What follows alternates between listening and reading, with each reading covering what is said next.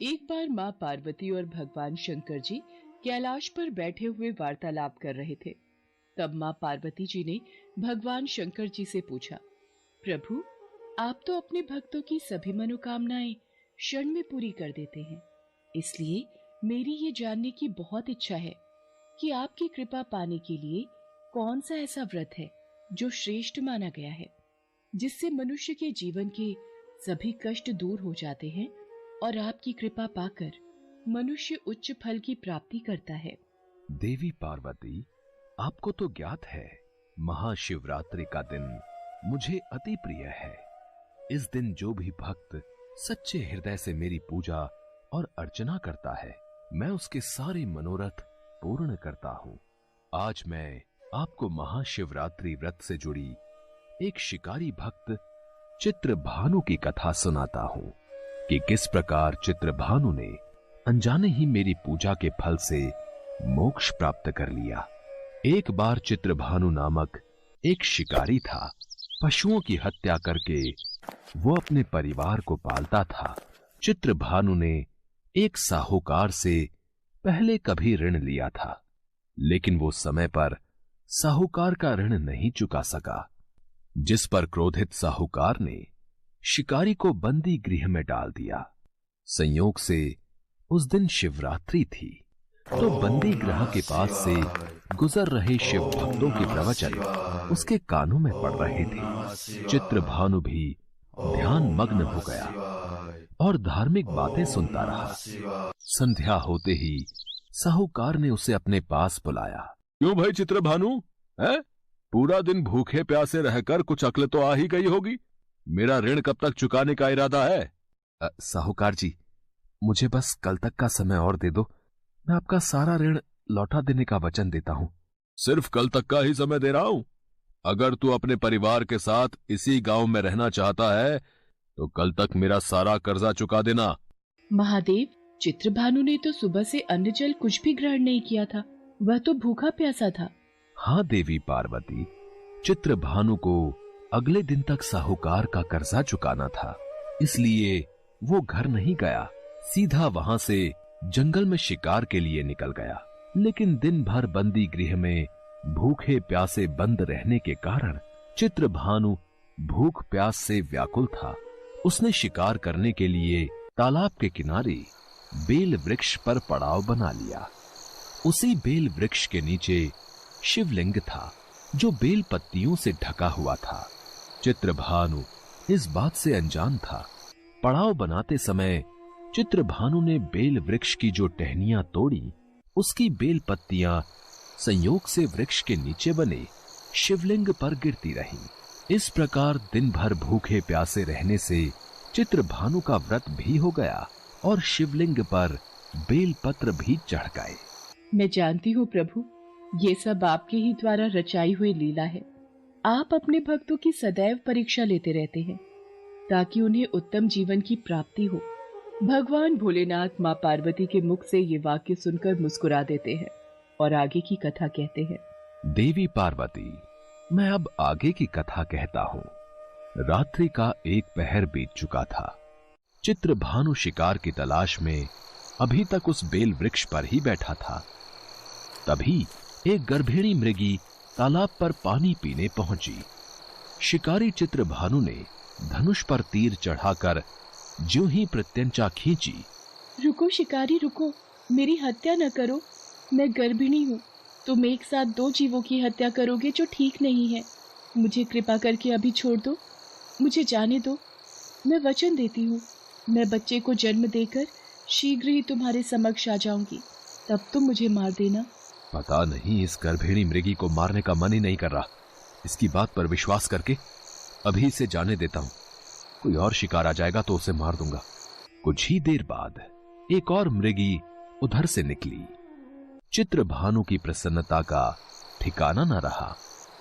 मृगी के समीप आने पर उसने धनुष पर बाण चढ़ाया।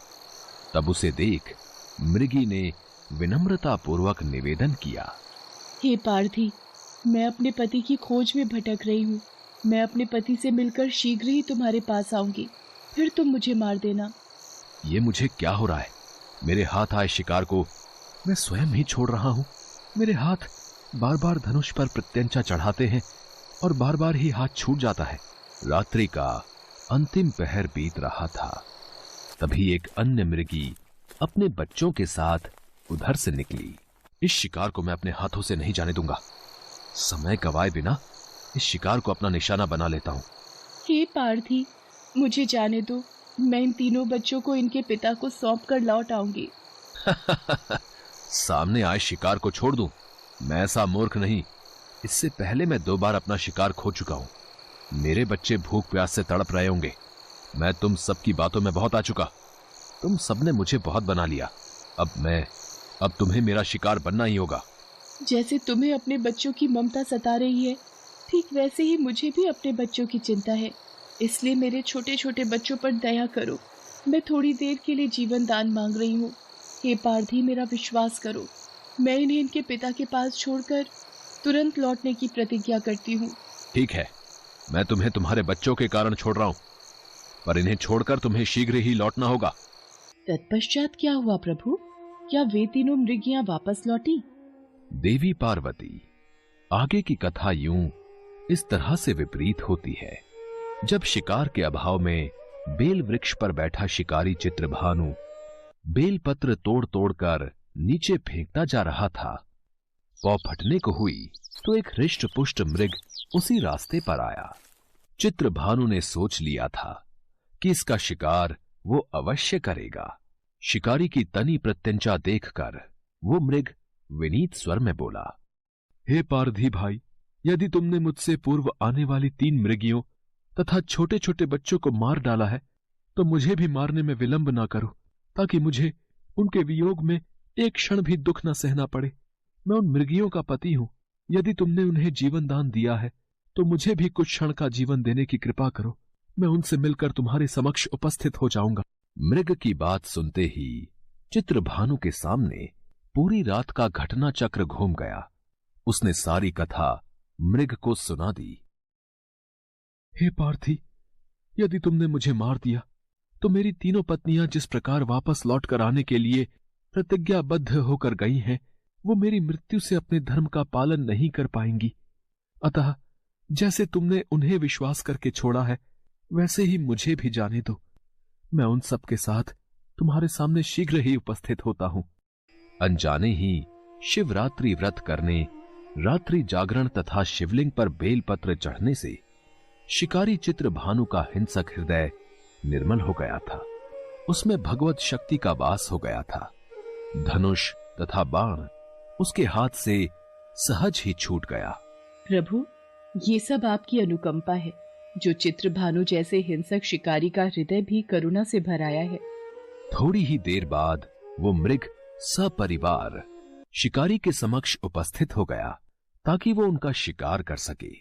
किंतु जंगली पशुओं की ऐसी सत्यता, सात्विकता एवं सामूहिक प्रेम भावना देखकर चित्रभानु को बड़ी ग्लानि हुई। उसके नेत्रों से आंसुओं की झड़ी लग गई। उस मृग परिवार को न मारकर चित्रभानु ने अपने कठोर हृदय को जीव हिंसा से हटा सदा के लिए कोमल एवं दयालु बना लिया। आपके महाशिवरात्रि व्रत और त्योहार में सचमुच कितनी शक्ति है, जो कि चित्रभानु जैसे एक हिंसक शिकारी की प्रवृत्ति में भी बदलाव कर सकती है। इसके पश्चात देवलोक के समस्त देवता भी भगवान भोलेनाथ और मां पार्वती पर फूलों की वर्षा करने लगे। शिकारी चित्रभानु ने बुराई का मार्ग त्याग कर अच्छाई के मार्ग को अपना लिया और मेहनत मजदूरी करके उसने साहूकार का कर्जा भी चुका दिया और खुशी खुशी भगवान भोलेनाथ की कृपा से परिवार के साथ साथ खुशी खुशी जीवन व्यतीत करने लगा। हिंदू धर्म में महाशिवरात्रि त्योहार का बहुत महत्व है। ये त्योहार फाल्गुन मास के कृष्ण पक्ष की त्रयोदशी तिथि को आता है। कहा जाता है कि इस दिन देवों के देव महादेव और मां पार्वती का विवाह हुआ था। महाशिवरात्रि के दिन भगवान शंकर की पूजा की जाती है। इस दिन